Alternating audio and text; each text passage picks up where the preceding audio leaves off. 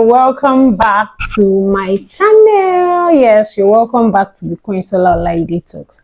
And today I'm diving deep into my pregnancy journey, and I'm going to be talking about the first part of it. Right before I dive deep into what it is, I remember coming back from the hospital on one of the days I was experiencing Hyperemesis gravidarum, and I remember lying down in the sitting room, frustrated, thinking about my life, and I was like, will I ever get better from this sickness because I'm pregnant and all that. I remember scrolling through the street of Instagram, and I saw somebody's Instagram story. Chioma Fakorede is the wife to the former director of youth and sports in Oyo State. And right in points, I opened her Instagram story, and all I saw was Hyperemesis gravidarum. So it happens to be that she experienced Hyperemesis gravidarum not long before my own started, and she was sharing her experience, what she went through, and all those things. And I remember reading through, and that moment made me know that I wasn't going through that alone, that so many other pregnant women are also going through that. And more pregnant women will definitely go through it.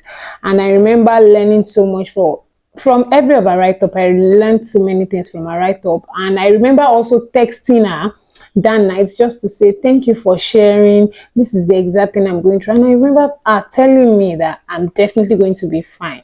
What am I trying to say? I know that there are so many negativity on social media right now, but the truth is that the positivity part of social media is actually there. So don't lose touch on the positivity part. Even me, there are times that I felt like, oh, I don't want to read up anything on social media. But the truth is that where I found part of the places that I found my healing is always on social media, because what you're experiencing is not even limited to you alone, it's also happening to somebody elsewhere. So this was the back end story. So now let's dive deep into what Hyperemesis did to me. You know, prior to the time I got pregnant, I've never heard about HG before. Like, I don't know anything.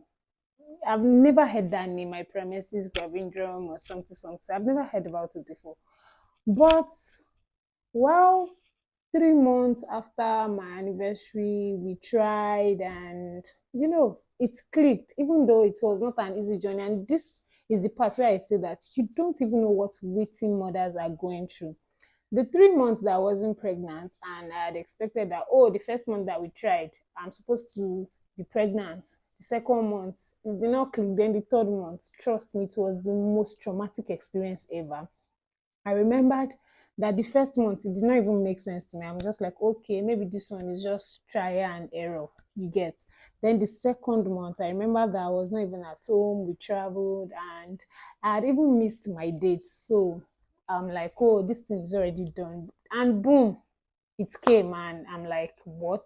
So pregnancy is not here. What next? I shed a little tear. I moved on. Then the third month, I cried so much.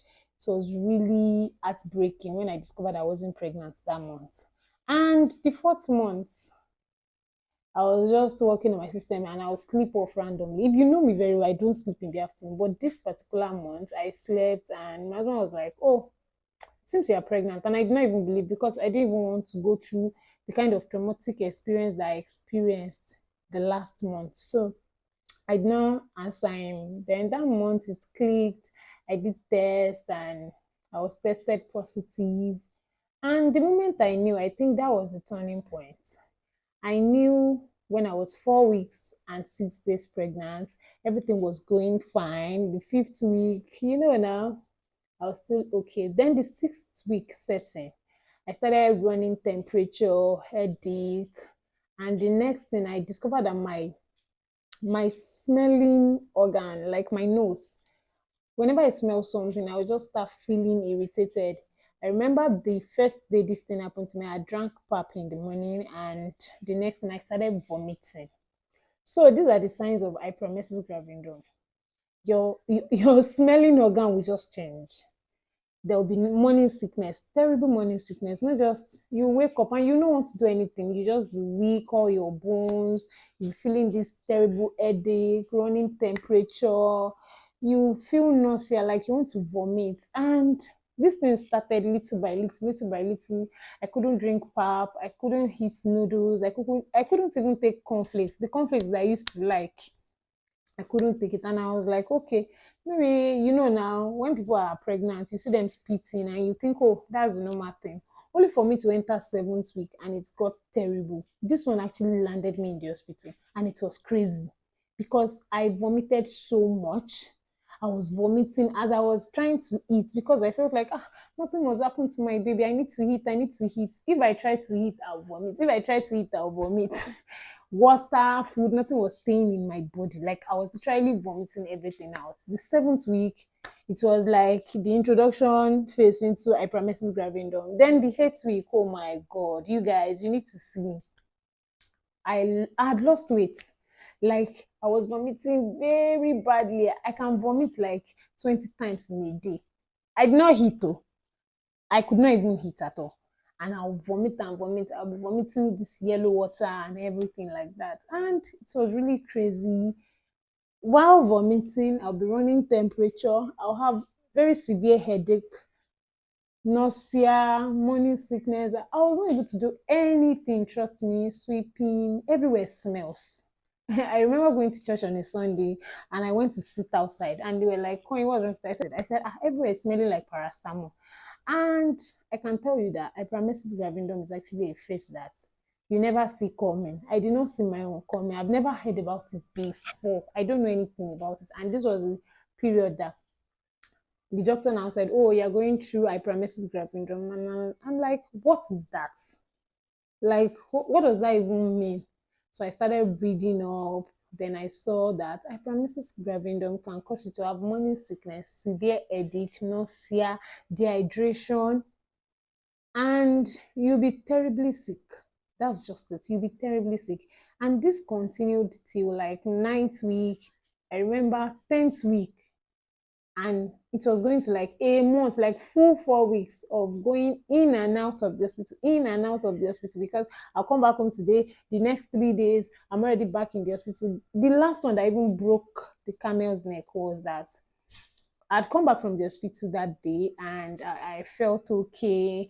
I said, oh, I can go now. Remember, I was not eating. So I was now like, oh, I can go on now. So I came back, my husband, I told him, just go to work. You don't worry. So he went to work. After going to work, by the time he got back, he saw me on the floor. I had vomited like that day. I even sat down in the toilet because I'm like, what's the essence of going back into the room or going into the sitting room to go and sit down? Because definitely I'll be back in that restroom to go and vomit my lungs out. So I vomited, and vomited to the extent that I was now lying down on the floor. I could not stand up. And when my husband got back, he had to quickly carry the car. He rushed me down to the hospital. And when we got to the hospital, we met the doctor that attended to me just 3 days back.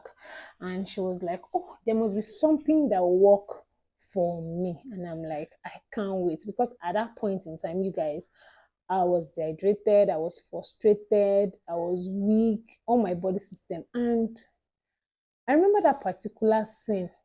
I was now praying for death. I'm telling you the truth. Like I was saying that if this thing is actually a good gift, why am I going through this kind of stress? Maybe God should just take me or take the baby. Just, days of ignorance. That's what I'll call that particular period. And the doctor said there must be something. Then she was now telling me because they had to take me through the emergency ward and they had given me like 3 4 drip to revive me because I was already weak and it felt like I may just pass over. God, I beg God, I'm not passing over in Jesus' name. So they had given me like 4 drips to revive me. Then I was balanced. Then the doctor said there must be something that worked. Then she said she's a female, and she said a patient of mine actually went through this kind of HG, and I remember that it was cold water that helped her subdue all these symptoms. And when she said that, she now told my husband that, can you go and get me cold water? Like, go and buy cold water outside. So my husband went out and got cold water. You guys, that was the turning point for me. Like, that was the turning point. Immediately I took the cold water like this. It was like they gave me an healing tea, like healing water, and I drank it. I did not vomit it because normally if I take normal room temperature water, I'll vomit and vomit. It was like it would just trigger whatsoever thing that was already rumbling in my stomach. So immediately I just took the cold water. Everything changed. I took that cold water, then I was not like, okay, I'm hungry. I think I can eat. I remember taking cracker biscuits, that yellow cracker biscuits. Then I said, they should get me cracker biscuits, and that was what I ate. Then I was transferred from the emergency ward. I was transferred from the emergency ward to the main hospital ward, and my husband was always lying there with me in the hospital. We sleep there, and from that moment, cold water was able to relieve me of all the pain. Trust me, not just cold water. I was taking ice. Through my pregnancy journey, I was taking ice. If I eat anything, ice. If I do this, if the water is not cold, like if the water doesn't have ice, trust me, I'm going to vomit. So this is one of the things I experienced during hyperemesis gravidarum. While I went through all this, I also, there was a time I met with the gynecologist and I saw several pregnant women. And I'll hear, me, I spent 3 months in the hospital. Me, I spent all my 9 months in the hospital just because they were pregnant. This actually opened my eyes to what motherhood is all about.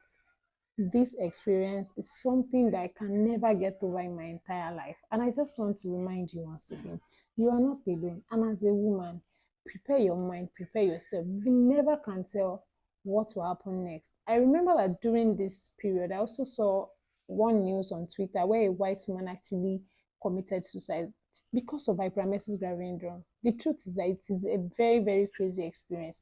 And I wish every mothers out there, I just give them big kudos. Well done, everyone. See you soon, guys. There's more to talk about. Bye.